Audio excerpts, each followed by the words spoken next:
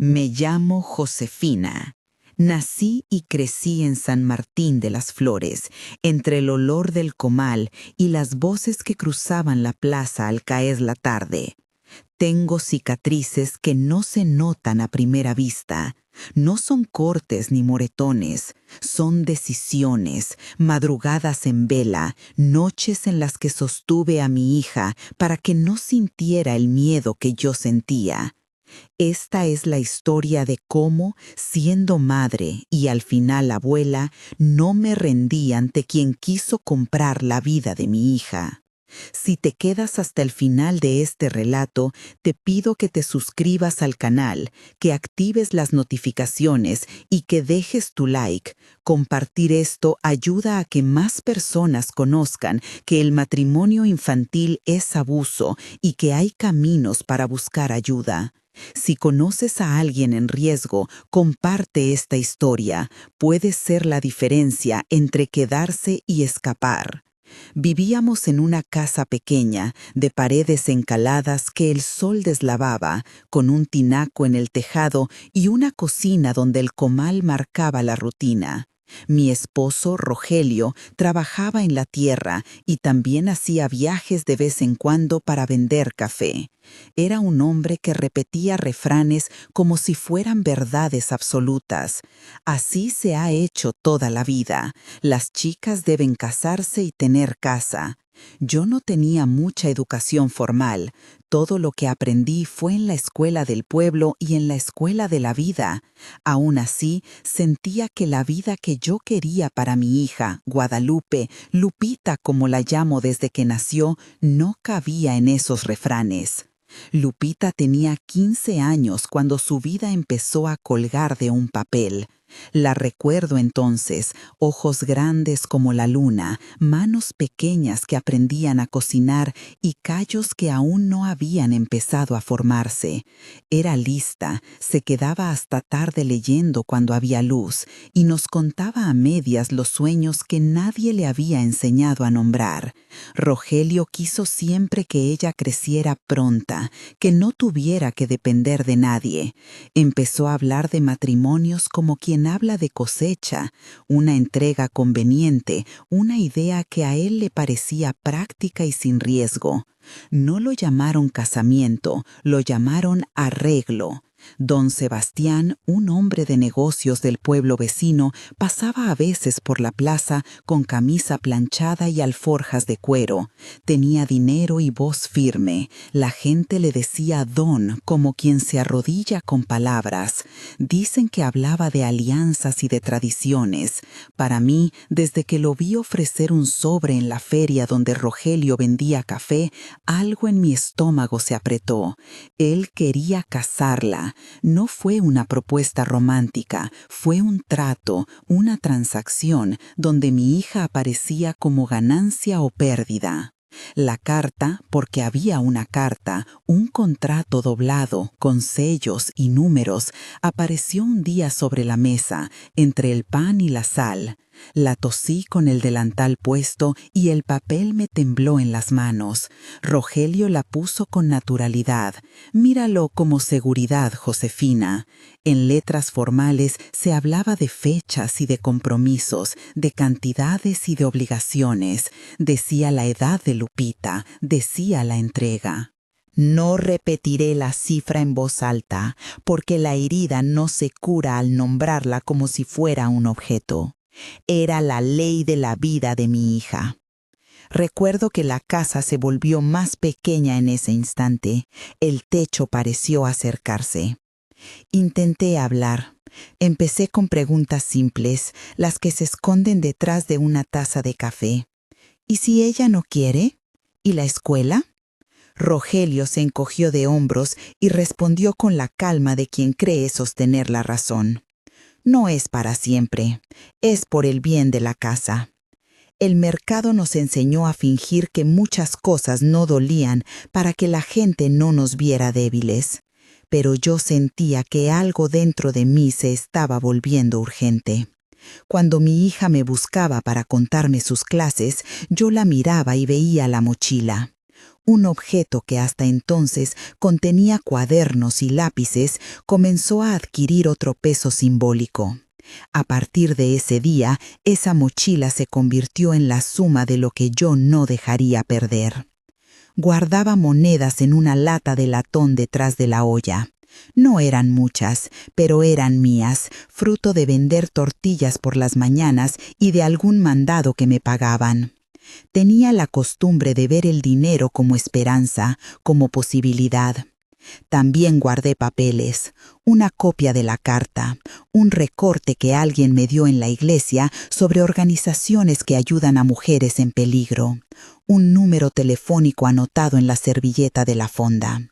No era mucho, pero era una red pequeña que empecé a tejer a escondidas. El día que supe que don Sebastián había marcado la fecha, mi garganta quedó como arena. Aquella noche me desvelé, escuchando el pulso de la casa. Rogelio roncaba con normalidad, pero yo me levanté, fui a la cocina y al amar la luz del farol vi la carta otra vez. La toqué como quien toca una herida, sin querer volver a mirarla mucho tiempo. Sentí miedo. No el miedo abstracto, sino el que aprieta la lengua y obliga a pensar rápido. Llamé a Beatriz, una mujer que conocía trabajo comunitario en el pueblo vecino, y le conté, con voz temblorosa, lo que iba a pasar. Ella no se asustó, me preguntó detalles, me dio una dirección, me dijo que había opciones.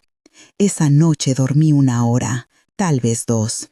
Mi decisión fue una mezcla de rabia, de instinto y de un amor que no sabe de razones: proteger a mi hija. Planear la huida fue un acto de clandestinidad cotidiano. No podíamos llevar todo. La mochila debía contener lo imprescindible: ropa, papeles, algo de comida seca, la copia del contrato y el poco dinero que había. Pero también metí dentro un pequeño cuaderno donde Lupita guardaba dibujos y un lápiz, símbolos invisibles de la infancia que no quería que se perdieran. Compré boletos con la mirada. En la esquina del mercado hablé en voz baja con la señora del puesto de abarrotes para que me dijera el horario del autobús que llevaba a la ciudad más cercana. Aprendí a preguntar sin que Rogelio escuchara. Esa noche elegimos la luna como compañera. Salir de la casa a medianoche no es heroísmo, es cálculo. Las sombras te protegen y te traicionan al mismo tiempo. Me acuerdo del frío en las manos cuando cerré la puerta. Apreté la llave y sentí que estaba cerrando no solo la casa, sino también una forma de vida que me había aprisionado. Lupita llevaba su mochila en la espalda, los ojos grandes como si no acabaran de entender del todo la gravedad. Le tomé la mano y le dije en voz baja: «Si te llamo fuerte, corres detrás de mí, ¿sí?». Ella asintió con la seguridad de los niños que confían en la palabra de su madre. Antes de salir, miré hacia la ventana de la cocina. Vi por un segundo la figura de Rogelio durmiendo. Mi corazón se rompió en silencio y me juré que haría lo que fuera porque mi hija no pagara con su vida los caprichos de otros. Caminamos por la vereda hacia la carretera, dejando atrás la tienda de doña Amalia con su olor a café y pan recién hecho. El camino olía a tierra mojada, las casas dormían. A lo lejos, el farol de la parada iluminaba un rectángulo donde se vería el autobús cuando viniera. Teníamos el equipaje mínimo, los cuerpos tensos. Sentí que la mochila golpeaba mi espalda como un recordatorio de los riesgos que cargábamos. Todo lo que había dentro podía ser la diferencia entre volver y seguir. El bus llegó como un enorme animal de metal que respira. Subimos sin llamar la atención, una madre y su hija, 2 bolsas, 3 pasos, y ocupamos un sitio atrás donde la luz es menos intensa y las preguntas de la gente se diluyen. Sentí que mi respiración se sincronizaba con el motor. Cada vibración era una promesa de distancia. Pero la carretera no borra los problemas, los pone en espera. En la parada, el aire olía a gasolina y a humedad. La luna nos seguía como un ojo solitario. Dentro del autobús, Lupita se acurrucó y cerró los ojos. Yo miré por la ventanilla, observando cómo San Martín de las Flores se achicaba hasta que la última luz fue una chispa. No fue hasta que el autobús avanzó ya fuera del pueblo que sentí que algo dentro de mí se relajaba un poco. Tal vez fue la oscuridad uniforme, tal vez fue la idea de que estábamos en movimiento. Aún así, la distancia no borraba las amenazas. Sabía que en algún momento Rogelio podría darse cuenta, que alguien podía reconocerla, que cartas o llamadas podían seguirnos. Me aferré a la mochila como quien se aferra a una promesa. Mi hija dormía con la cabeza apoyada en mi hombro, y yo pensaba en los peligros que dejábamos, don Sebastián con su fortuna, la mirada fría de algunos vecinos, el contrato que todavía existía como prueba de lo que querían hacer. Llegamos a la ciudad ya entrada la madrugada. La luz de las farolas rompía la noche en rectángulos y la gente que esperaba en la terminal parecía invisibilizar lo que éramos, dos mujeres que huían. Con los nervios en alto, busqué la dirección que me había dado Beatriz, un refugio que recibía mujeres y niñas en riesgo. Lo recuerdo como un portón con una placa discreta y una linterna que nos recibió como quien abre la puerta a los que no tienen otro lugar. Adentro había otras historias, otras mochilas, otras manos temblando. Sandra, que coordinaba el albergue, nos miró a los ojos y me dijo sin juicio: «Tráiganse lo que tengan, descansen, aquí están a salvo por ahora». Esas palabras simples me dieron la primera tregua que había sentido desde que leí la carta. El refugio olía a jabón limpio y a café amargo. Nos dieron una cama en una pieza compartida y una frazada lisa. Lupita se durmió profundamente, como quienes por fin pueden bajar la guardia. Yo, en cambio, tuve una noche de vigilia, repasando cada paso, cada llamada que tendría que hacer. Beatriz vino el día siguiente con una carpeta. Me explicó de forma sencilla que el matrimonio infantil es considerado abuso y que había organizaciones y abogados que podían ayudarnos. No habló en términos legales complicados, me habló en términos de acciones, denuncia, orden de protección temporal, acompañamiento psicológico, un plan para la escuela de Lupita. Fue como escuchar una partitura que por primera vez me daba una secuencia para seguir. Me sentí aliviada, pero también consciente de que la batalla apenas comenzaba. Recuerdo que en esos primeros días me senté en el borde de la cama con las manos entrelazadas y pensé en mi propia madre, en las cosas que había aceptado y en las que no. Había llegado el momento de ser la mujer que yo siempre quise ser para mi hija, alguien capaz de elegir su destino. Esa decisión no borró el dolor ni las noches en vela, pero sí me dio una brújula. Me prometí que si alguna vez Lupita preguntaba por qué tomé esa decisión, le diría la verdad, no por orgullo, no por desafío, sino por amor. Por ahora estábamos a salvo, pero ¿por cuánto tiempo? Los días en el refugio se fueron ordenando en una rutina que, aunque tensa, tenía movimiento y pasos claros. Sandra decía que la violencia no se vencía de una vez, se vencía con pequeños actos que sumados formaban una nueva vida. Había talleres de apoyo emocional por la mañana, asesoría legal por la tarde y una cena comunitaria al atardecer donde las mujeres compartían palabras y a veces silencios que decían más que cualquier explicación. Aprendí a medir la distancia entre la esperanza y la prudencia. Bastaba un gesto mal calculado para que la calma volviera a temblar. Beatriz me presentó a Camila, la abogada que llevaba casos de mujeres en situación de riesgo. Era una mujer de mirada precisa y manos que no temblaban al pasar los papeles. Me recibió en una oficina pequeña, con una planta marchita en el alféizar y carpetas apiladas como un mapa de historias. Camila revisó la carpeta que Beatriz había preparado, la carta que yo había recibido, el contrato que mencionaba don Sebastián.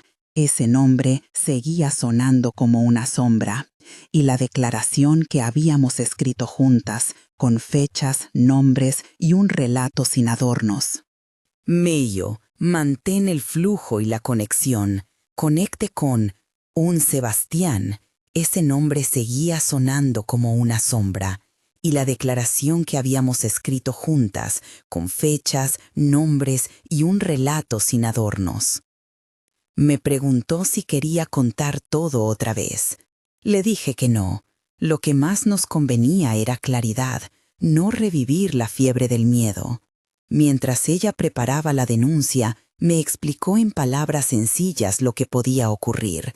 Una orden de protección temporal, la citación a una audiencia, el trabajo de la fiscalía. No utilizó palabras que confundieran, usó pasos. Firmamos la denuncia una mañana de lluvia leve. El sonido en la calle parecía atenuado, y yo sentía que cada palabra que pronunciaba al policía se llevaba un poco del peso que había estado cargando. Me pidieron que describiera a Rogelio, su voz, su forma de ponerse el sombrero, los lugares donde solía ir. Le di la información que tenía y añadí lo que no quería olvidar, que había una promesa, un contrato firmado, que don Sebastián conocía la situación y que había presión económica y social que hacían todo más difícil. Camila habló con el fiscal, dejó instrucciones, pidió medidas cautelares. El trámite legal se movía con su propio ritmo, menos inmediato de lo que yo quería y más rápido de lo que temía. Volvimos al refugio con un papel que parecía un talismán, la orden de protección temporal. No lo dije en voz alta, pero me desperté varias veces durante la noche para mirar a Lupita, ver que respiraba tranquila, que su frente no estaba marcada por la angustia. En el comedor, otras mujeres celebraron con nosotros como si cada fragmento de papel fuera una victoria compartida. Sandra me abrazó y sin decir demasiado me dejó entender que no estaba sola. Lupita empezó a asistir a la escuela que el refugio había gestionado con una maestra amiga de Beatriz. Iba por la mañana y volvía con canciones nuevas y la precisión de los niños que aprenden a nombrar el mundo otra vez. La vi recitar un poema corto en la reunión semanal, y su voz me atravesó con algo que no era solo orgullo, sino alivio. Ella necesitaba que mi decisión fuera firme para poder crecer sin miedo. La vi jugar en el patio con otras niñas, recoger insectos y contemplarlos con seriedad, como si guardara en la mirada una curiosidad que yo quería proteger a toda costa. No todo fue calma. Hubo momentos en los que la amenaza se coló por grietas pequeñas. Una tarde, mientras yo colocaba platos en la cocina del refugio, una mujer nueva entró con expresión alterada. Había encontrado una nota bajo la puerta de su habitación. No era la primera vez que ocurría. Alguien, en la madrugada, deslizaba mensajes anónimos pidiendo que las mujeres se fueran o dejando impregnado el rumor de que buscarían maneras de hacerlas salir. Las coordinadoras reforzaron medidas, cerraduras nuevas, puertas que se vigilaban, turnos nocturnos. Aprendí a mirar cada pequeño ruido con la misma seriedad con la que se mira una grieta que puede hacerse cueva. Una noche, mi teléfono sonó cuando pensaba que ya había caído en un sueño que tardaría en llegar. El número era desconocido. Contesté con la voz que uno aprende a tener cuando quiere ocultar el temblor. Una voz masculina, alta, dijo solo: «No sabes con quién te metiste». Colgó. No pude dormir. Llamé a Camila y le conté. Ella anotó el número, lo reportó, pidió medidas complementarias. Me dijo que esa llamada reforzaba la necesidad de cautela, no publicar ubicaciones, evitar salidas innecesarias, pedir escolta cuando hubiera que acudir al juzgado.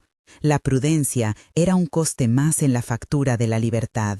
La Fiscalía convocó una audiencia para la semana siguiente. Sería para evaluar la continuidad de la orden de protección y, en caso de que hubiera indicios suficientes, para ordenar medidas más fuertes.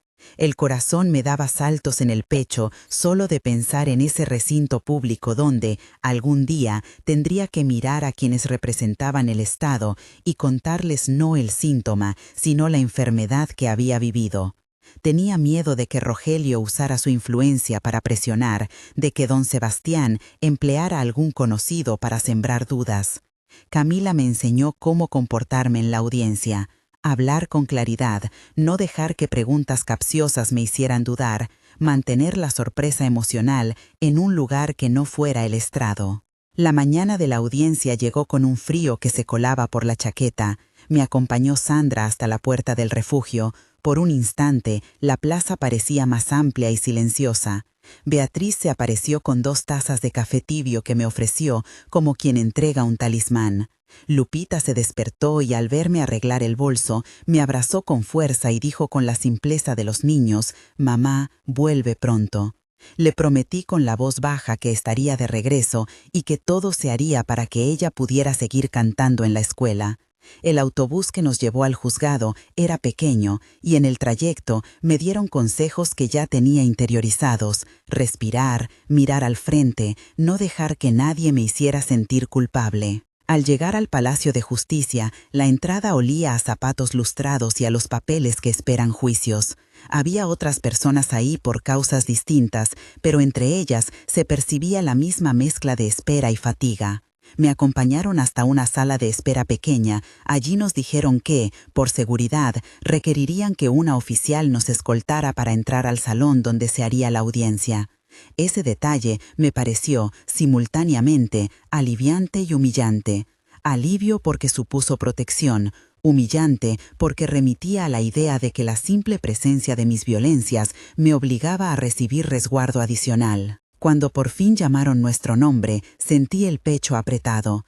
Camila tomó mi mano un segundo antes de que atravesáramos la puerta. Al otro lado del pasillo, una figura que no identifiqué de inmediato habló con su abogado. Su voz era grave, segura.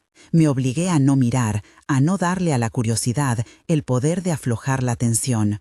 Cruzamos el umbral y entramos en un espacio donde el tiempo parecía medido en latidos. La sala olía a madera y a tinta. Los funcionarios tomaron asiento. Un hombre de voz grave leyó el expediente y yo me preparé a relatar sin reventar en lágrimas lo que había sido mi vida. Justo cuando iba a comenzar, la puerta de la sala se abrió con brusquedad. Un hombre alto asomó la cabeza. Era alguien que la Fiscalía había insistido en identificar. Camila me apretó la mano con la fuerza de quien dice sin palabras que no permitirá que me derrumbe. Respiré hondo y con la voz temblorosa pero firme empecé a contar. Conté lo necesario: las amenazas, el contrato, la presión económica, los golpes que nadie más presenció. Hablé de las noches en que escuché la puerta, de la carta que me llegó, de la vez que vi la mirada de don Sebastián y su indiferencia. Las palabras salieron como si fueran piezas que, al colocarse, tomaban la forma de un mapa posible. Cuando terminé, el juez hizo preguntas. Algunas fueron cortas y al punto, otras parecían diseñadas para encontrar fisuras. Le respondí con la verdad que habíamos escrito en la carpeta. Camila complementó con detalles legales, presentó pruebas, testigos y registros. La tensión subió como una marea. Esperé que en cualquier momento alguien intentara desacreditarme con insinuaciones sobre mi vida pasada o con la idea de que todo era un arrebato. Pero la evidencia y la claridad del relato sostuvieron lo que había dicho. Al final de la sesión, el juez decidió mantener y reforzar la orden de protección, prohibición de acercarse a menos de cierta distancia, mandato de no comunicarse por ningún medio y la posibilidad de medidas penales si se violaba la orden. Salí del juzgado con el papel en la mano, un trozo de autoridad que no garantiza la seguridad plena, pero que imponía un borde legal que antes no existía. La sensación al volver al refugio fue agridulce. Habíamos ganado una batalla formal, pero la guerra contra el miedo continuaba. Esa noche, mientras Lupita dormía con un muñeco nuevo que una de las voluntarias le había dado, me senté junto a la ventana y observé cómo la ciudad respiraba tranquila. Me permití un instante de gratitud por Sandra, por Beatriz, por Camila, por las manos que habían hecho posible ese paso. Y al mismo tiempo noté que la vigilancia no desaparecía. Seguía alerta a cualquier signo, a cualquier rumor, a cualquier mensaje anónimo que pudiera transformar la calma en peligro. Al amanecer llegó una noticia que partió la mañana. Alguien del vecindario cercano al refugio había visto a una mujer que correspondía a la descripción de una allegada de Rogelio en el mercado municipal.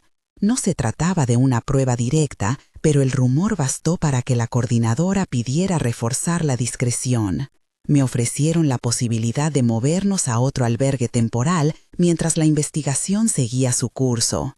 Fue la primera vez que sentí el peso real de lo que habíamos hecho. No era solo mi vida la que estaba en juego, sino la de todas las que compartían ese techo. No quise ser la causa de que otras mujeres vivieran en tensión. Preferí decidir junto a las coordinadoras. Beatriz me miró con la calma de quien conoce los tiempos de la lucha y dijo: «Tú eliges, pero recuerda que huir otra vez no debe ser la primera respuesta. Si vamos, hay que hacerlo con un plan». Discutimos rutas posibles, personas de confianza, lugares donde Lupita pudiera continuar las clases. Hicimos listas, a quién avisar, qué documentos llevar, qué ropa para frío. Preparé la mochila otra vez, esta vez con la sensación de que no era la misma mochila de la noche del escape. Llevaba además papeles legales, los dibujos de Lupita, la constancia de la escuela. El teléfono del refugio sonó y la voz de Camila llegó con prisa. Había una citación imprevista. Rogelio había presentado una medida administrativa tratando de impugnar la orden de protección, alegando que la denuncia se basaba en mentiras y que los documentos eran falsos. No había tiempo de prepararse con tranquilidad. La fiscalía pidió que estuviera presente en una audiencia de contraste en menos de 24 horas. Sentí que la tierra bajo mis pies volvía a oscilar.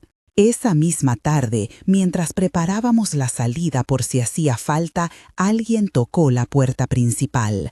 No abrimos de inmediato. La coordinadora miró por la mirilla. Era una voluntaria nueva que traía ropa recogida de donaciones y tenía la cara marcada por la prisa. Dijo que había visto en la parada del autobús a alguien que preguntó por una niña con coleta y nombre parecido a Lupita.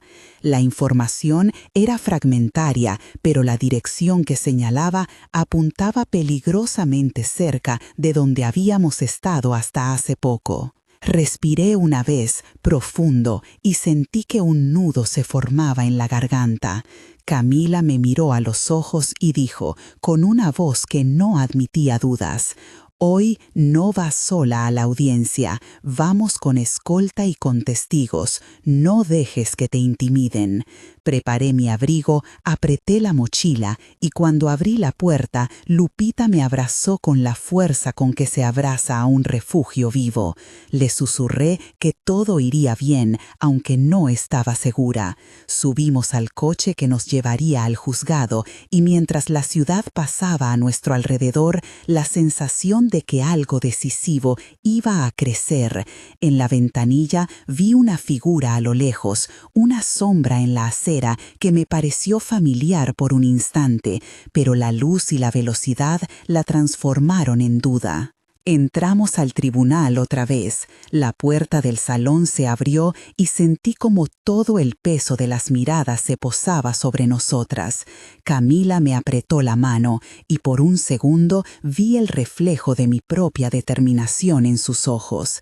Era ahora, una vez más, momento de poner palabras en las pruebas y de sostener la verdad en un espacio que no siempre protege. Di un paso hacia adelante y me preparé para hablar. Sabía que después de esa audiencia cambiarían muchas cosas, para bien o para mal. Fui consciente de que la libertad que había elegido requería más actos, denuncias, audiencias, vigilancia, pero también confianza en la comunidad que se tejía alrededor nuestro.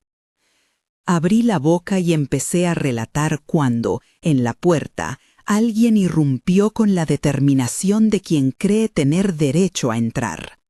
La escena se tensó de inmediato. La nueva presencia agitó el aire del salón y todos los ojos se volvieron hacia ella. Fue el instante en que entendí que ya no bastaban los papeles.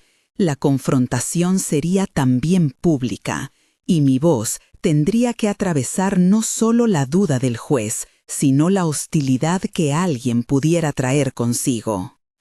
Camila se levantó de golpe, y yo sentí las piernas temblar. El hombre que entró fue escoltado por un guardia y paró en seco al verme. Su mirada me cruzó como un golpe seco. Por un segundo sentí que la respiración me faltaba. Reconocí la nariz, la forma de la mandíbula. Rogelio. No hizo falta más. La sala contuvo el aliento. Camila murmuró: «Mantente serena». Yo apreté los puños dentro de mi bolso y, con la voz que me quedaba, dije: «Voy a terminar». Cerré los ojos un instante y volví a abrirlos para decir lo que debía decir delante de todos. «Mi señoría», dije, con la garganta como un hilo tenso, «no vine aquí para acusar por coraje ni por coraje fingido. Vine para pedir que se reconozca lo que sucedió, para que mi hija y yo podamos vivir sin miedo». Las palabras salieron vacilantes al principio y hallaron firmeza a medida que nombraba fechas, golpes, noches en vela. Conté la vez en que desperté con la cara hinchada y la mano inmóvil de tanto sostener a Lupita. Recité el nombre del médico que registró las lesiones. Pasé al tribunal la carpeta de la fiscalía con los informes y las fotografías que no quise ver, pero que habían servido para no olvidar. Mostré la constancia de la escuela. Los profesores habían notado cómo Lupita había dejado de hablar con los compañeros. Los dibujos con figuras pequeñas que se escondían detrás de sombras grandes. Saqué los papeles con cuidado, como quien manipula piezas frágiles de pruebas y de memoria. Rogelio me miraba como quien busca el paño con que limpiará un espejo manchado. Su abogado fue el primero en levantarse y en poner objeciones, en insinuar que los documentos podían estar alterados. Dijo que las fotografías eran posteriores a un accidente doméstico, que los informes médicos eran poco claros. El tono del abogado buscaba no solo desacreditar a las pruebas, quería sembrar dudas sobre mí. «¿Cómo puede usted probar que los mensajes son de él?», preguntó, deslizando la voz hacia la incredulidad teatral. Mi mano se metió en la bolsa y saqué el teléfono del refugio. Pedí permiso y la jueza asintió. No era mi teléfono, era el del centro, con batería y con señal. Con la voz que aún temblaba, Pedí que se reprodujeran los mensajes que Rogelio había enviado en las semanas anteriores. Amenazas veladas, promesas de arreglar las cosas, nombres de lugares donde dijo que aparecería si yo seguía adelante. En la pantalla se veían letras y fechas. En la sala hubo un silencio distinto al precedente, un silencio que pesaba. El abogado volvió a objetar que podía ser montaje. La fiscalía pidió que se admitiera el material como prueba preliminar y pidió que se citaran testigos que confirmaran la autenticidad de los mensajes. Fue entonces cuando Camila se inclinó hacia adelante y pronunció el nombre de la voluntaria nueva. Ella vio a un hombre, dijo. Estaba en la parada del autobús preguntando por una niña. Trae una foto y puede identificarlo. Llamaron a la voluntaria. Se levantó con las manos aún temblorosas por la prisa que le había llevado a llegar al refugio aquella mañana. Contó lo que había visto. Un hombre de mirada dura, repitiendo el nombre de Lupita como si buscara confirmar una promesa. Dijo que lo había fotografiado con el móvil porque le pareció extraño. Puso el teléfono en manos de la secretaria del juzgado. La imagen se proyectó en una pantalla pequeña. Nadie necesitó mucho tiempo para comprender que el rostro coincidía. Rogelio palideció 1 centímetro. Su gesto lo traicionó. «Eso no prueba nada», farfulló su abogado. «Es una coincidencia. ¿Quién dice que usted no ha fabricado ese encuentro?» La voluntaria negó con la cabeza y su voz no admitió duda. Habló de la hora, del autobús detenido, del viento frío que dejaba caer papeles, del hombre que había tratado de preguntar con voz baja si la niña salía por aquella parada. Dijo que algo en su cara le había parecido conocido, una cicatriz en la ceja, una forma de caminar que la llevó a asustarse. Contó que por instinto tomó la foto y corrió a anotarlo todo en una libreta. La fiscalía pidió también el testimonio del vigilante de la parada, que había llegado con un cuaderno donde registraba la hora de cada autobús y las caras que, por instinto, quedaban en la memoria de quienes vigilan la calle. El vigilante habló de ese día y dio una descripción que encajaba. Dijo que no recordaba haber visto a Rogelio antes, pero que la fotografía era la misma cara que había observado. Para cuando terminó, la sala olía a café frío y a papel viejo. La sensación de que algo podía probarse se hizo más visible. Rogelio rugió por primera vez, como si el estruendo pudiera borrar lo que ahora pesaba sobre su presencia. Se levantó de golpe, las manos apretadas sobre la mesa. Quiso acercarse, los guardias se adelantaron y lo contuvieron. Su voz, al cruzar la sala, sonó menos a rabia que a miedo. «Esto es un circo», gritó. «Traen a personas desconocidas. Todo está tramado. Mi esposa miente». La jueza golpeó la mesa con la palma. Su mandato fue una onda que vino con calma y que ordenó a la sala volver a su cauce. Pidió que se procediera con orden y recordó que el tribunal no admitía respuestas que no fueran pruebas. Rogelio tuvo que sentarse otra vez, con la boca aún tensa. Fue en ese momento que pedí hablar del audio. Había dejado una grabación en poder de Camila, una grabación que yo no tenía la fuerza de reproducir y que, sin embargo, era testigo mudo de amenazas en voz baja. Ella la entregó con ojos que me dijeron, «Confía». La fiscalía la reprodujo. La voz de Rogelio, reconocible por su entonación, dijo palabras que helaban el aire. «Si no vuelves, sabrás lo que es perder. No me dejes en vergüenza». No había golpe directo en ese fragmento, pero sí intención. Y la intención en las voces es una cuerda que no se sujeta a la interpretación ociosa, se siente. El defensor intentó desmontarla. Pudo ser editada, pudo ser tomada fuera de contexto, pero la jueza observó la carpeta, los informes, las imágenes, los mensajes y la coherencia del relato. A su alrededor, la sala gesticulaba en silencio. Camila sostuvo mi mano. Lupita, en la primera fila, no despegó la vista. Su coleta temblaba cuando respiraba. Al terminar la audiencia de contraste, la jueza tomó una decisión provisional que no fue el veredicto final, pero sí un escudo que nos devolvía aire. La orden de protección se mantendría por el momento, y se dictaron medidas cautelares adicionales: prohibición de acercamiento, medidas de vigilancia en las proximidades del refugio y la instrucción de la policía para indagar a fondo las pruebas presentadas. Además, fijó una fecha para la instrucción penal y autorizó la presencia de escolta para nosotras durante el traslado. Salimos del juzgado con una mezcla explosiva de alivio y fatiga. El corredor olvidado, donde habitaban las voces de los tribunales, parecía suspirar. En la calle, el ruido cotidiano tenía un peso distinto. La ciudad no sabía del todo que estaba protegiéndonos, pero nos ofrecía la cubierta de su anonimato. Abracé a Lupita con fuerza y noté que su respiración volvía a algo parecido al ritmo de antes. Camila no dejaba de hablar con los abogados y con la coordinadora del refugio sobre la logística, si sería necesario cambiar de ubicación, si había lugares seguros donde llevar a Lupita a clase sin exponerla. Esa noche, mientras ordenábamos las mochilas en un rincón iluminado por una lámpara de bajo voltaje, alguien llamó desde la puerta. La coordinadora abrió y encontró un sobre deslizado por debajo, sin remitente. Dentro, una hoja doblada con una frase escrita a mano: «No creas que con papeles vas a eliminarme». No había firma. Sobre la mesa, las letras negras parecían más una advertencia que un signo de cobardía.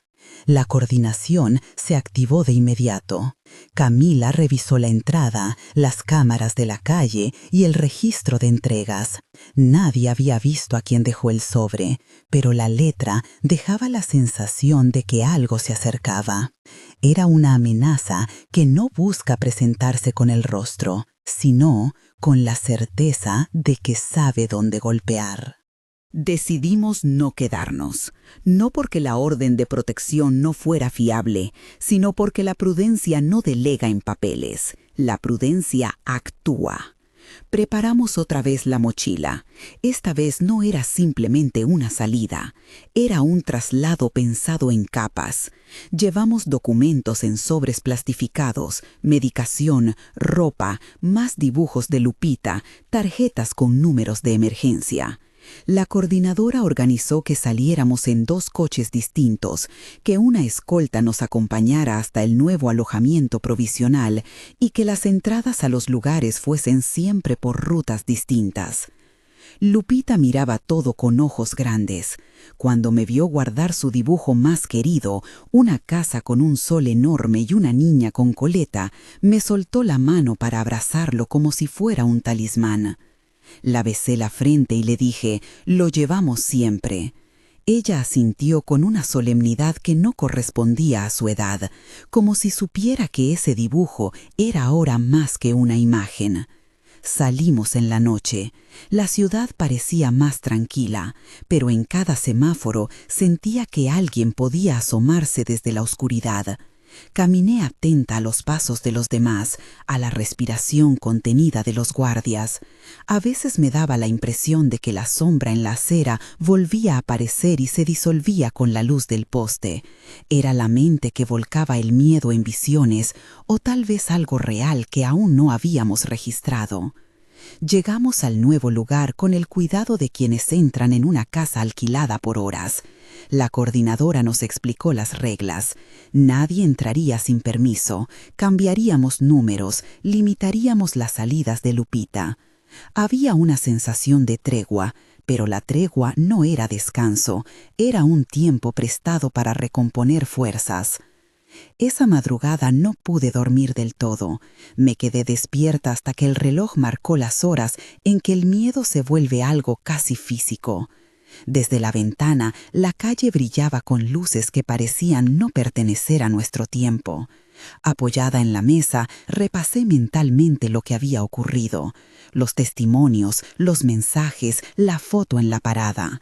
Todo había funcionado como piezas que al unirse formaban un tapiz que señalaba una verdad incómoda. Al amanecer, un mensaje llegó al número público del refugio, una fotografía de la puerta principal del primer lugar que habíamos ocupado, y el texto breve: «Sabemos dónde están». La sangre se me paralizó. Entendí que, aunque los pasos legales avanzaran, el tiempo entre el papel y la acción era todavía un puente frágil. Las medidas cautelares eran buenas, necesarias, pero el peligro no siempre espera a que los papeles se conviertan en órdenes cumplidas. Camila organizó una reunión. Trajo mapas, horarios de autobuses, nombres de conductores de taxis de confianza. Propuso una mudanza definitiva a otro estado, la alteración de rutinas, la escuela de Lupita, la lista de personas que sabían nuestra dirección, todo en revisión. Miré a Lupita mientras hablaban. Su mirada se posó en mí y supe que la decisión más dura sería la de arrancarla, otra vez, de su vida conocida. Pero la elección ya no era entre huir o quedarse, era entre sobrevivir y arriesgar. Tomé la mano de Lupita y la miré a los ojos. Ella me devolvió la mirada con una confianza que no tenía el derecho de pedirle a su edad. Le dije, con la calma que había aprendido a cultivar para no transmitir terror: «Mañana cambiaremos de ciudad. Vamos a buscar un lugar donde puedas correr sin mirar por encima del hombro». Ella apretó mi mano con fuerza. Mientras la noche se despoblaba de sombras, supe que estábamos comenzando otra etapa. La justicia había dado un paso a nuestro favor, pero la vida nos obligaba a moverse, a ordenar la maleta con todo lo que no era lujo, sino defensa, a aprender a nombrar los miedos con el fin de domesticarlos. Abrí la ventana de la habitación donde dormía Lupita y respiré el aire frío. La ciudad seguía funcionando como si nada, y en esa normalidad hallé un gesto de esperanza. El mundo sigue, y en eso había una posibilidad de reconstrucción. Cerré la ventana y, antes de apagar la luz, repasé mentalmente la lista de enseres, documentos y nombres. Teníamos que partir al amanecer. La noche se quebró en un silencio que era menos vacío que atento. Afuera, el día se acercaba con prisa, y con él la necesidad de empezar a moverse otra vez, con pasos calculados y la determinación de quien ya no puede ser alcanzada por el pasado sin pagar un precio mayor. Deshicimos la habitación con la precisión de quien empaqueta una vida para que no pese. Guardé los documentos en un sobre de plástico, lo único que sería imposible de rehacer si algo se perdía. Actas, certificados, la cartilla de vacunación de Lupita, la copia de la denuncia. Junté ropa que pudiera mezclarse con cualquier ciudad, zapatos cómodos, un pequeño botiquín, los dibujos más recientes de mi hija y el cuaderno donde ella había empezado a escribir una lista de deseos: una bicicleta, ir a la playa, que ahora parecía una lista de pequeñas promesas a proteger.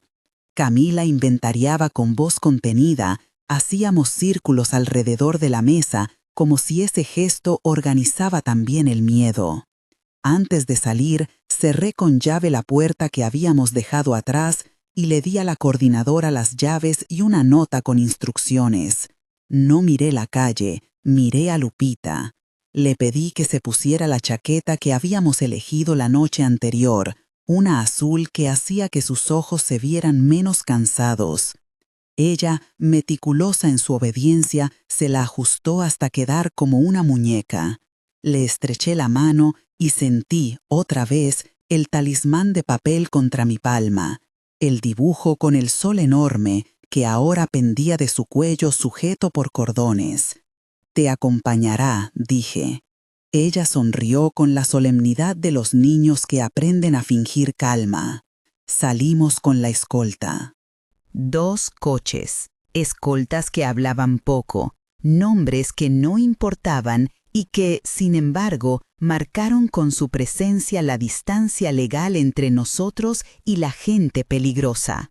El viaje a la estación fue a través de avenidas que amanecían indiferentes, negocios que abrían cortinas, panaderías que dejaban salir vapor y vecinos que sacaban bolsas de basura sin saber que, en otro coche, una niña apretaba su dibujo contra el pecho.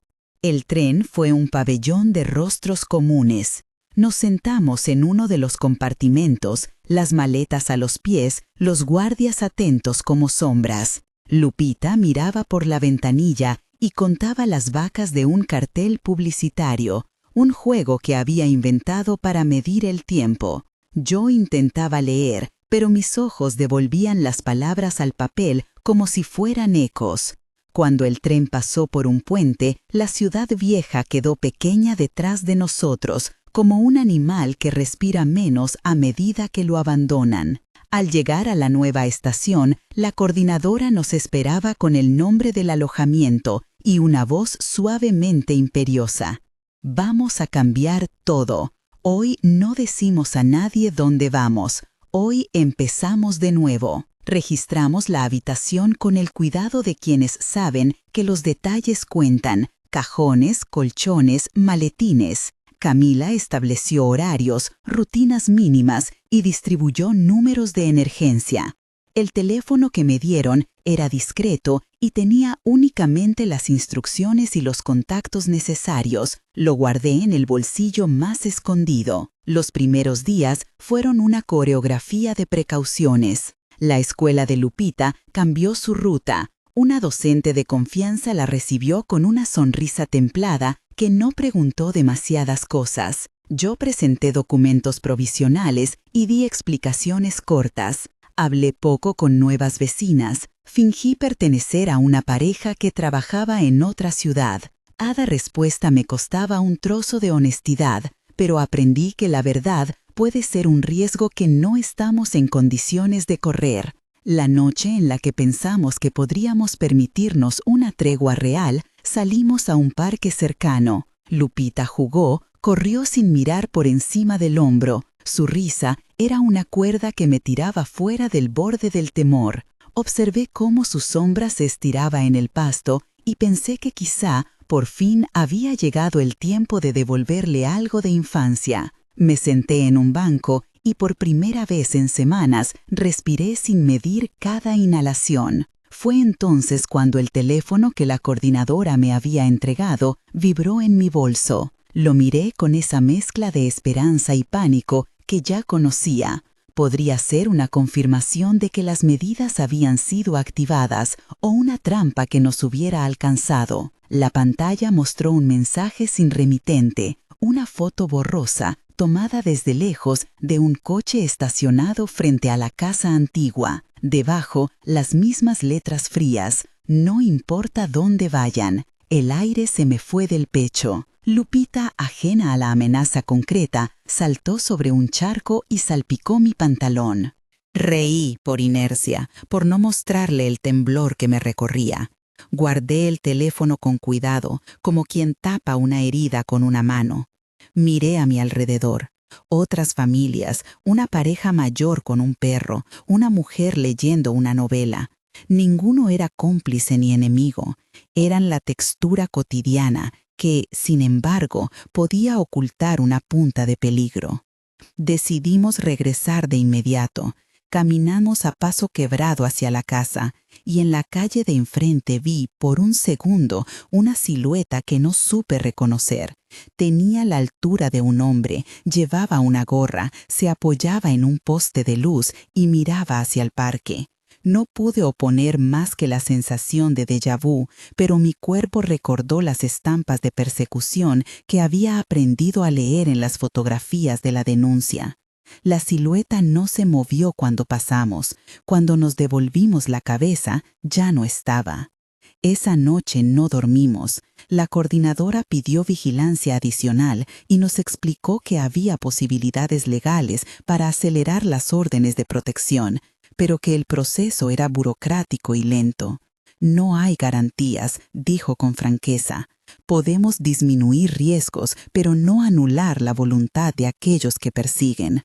Sus palabras, duras y necesarias, me colocaron frente a una verdad fría. La seguridad es un edificio con muchas paredes y cada muro que levantemos puede ser horadado por la persistencia del otro lado. Al tercer día me citaron en una oficina pequeña. Un abogado joven, con ojos cansados pero decididos, me mostró un expediente con nombres y fechas, con fotografías y reportes. Hemos pedido traslado, protección y cambio de identidad para la niña, explicó. Si logramos que el expediente avance, tendremos apoyo policial permanente por un tiempo, pero necesitaré que confíes en el plan y que sigas las indicaciones al pie de la letra. Le di mi asentimiento, porque no había otra forma de decir sí. La confianza, cuando los riesgos son reales, se convierte en un acto administrativo necesario. La rutina se fue armando en torno a la cautela, horarios fijos para salir, comprobantes para justificar ausencias, pocas visitas, ninguna presencia en redes. Lupita empezó a dibujar menos soles gigantes y más casas pequeñas con ventanas cerradas. Me preocupó ese cambio, pero ella me lo explicó con la lógica clara de un niño. Si no dibujo el sol, no lo pierdo. Sonreí y al mismo tiempo sentí un escalofrío por la manera en que la realidad la moldeaba. Una mañana, al entrar a la escuela, la directora me detuvo en la puerta y dijo en voz baja: «Hay algo que debes saber». Mi corazón pegó un salto que no controlé. Ella me explicó que alguien había llamado para ofrecerles un empleo que implicaba revisar el padrón de las nuevas familias. Por seguridad, dijo el interlocutor, y que el teléfono del colegio había quedado registrado con datos de nuestra primera casa. La directora no sabía más, solo que había ocurrido y que ella había cortado la llamada cuando sospechó. «Quería avisarte», concluyó. Le di las gracias y me fui con esa mezcla de alivio y alarma que ya conocía. Por la tarde, mientras doblaba ropa, encontré en el bolsillo de una camiseta vieja un trozo de papel con un número que no reconocí. No era un número de emergencia, era una nota escrita a mano con una letra infantil que decía: «Te extraño». Me senté y respiré hasta que la respiración volvió a su lugar. Guardé la nota con la misma delicadeza con que había guardado los documentos. Había personas allá afuera que nos extrañaban por razones distintas, algunas con amor, otras con motivos oscuros. Empezamos a pensar en plazos. ¿Cuánto tiempo podríamos mantener esta vida en pie? El abogado habló de meses, la coordinadora de años potenciales si el expediente se consolidaba.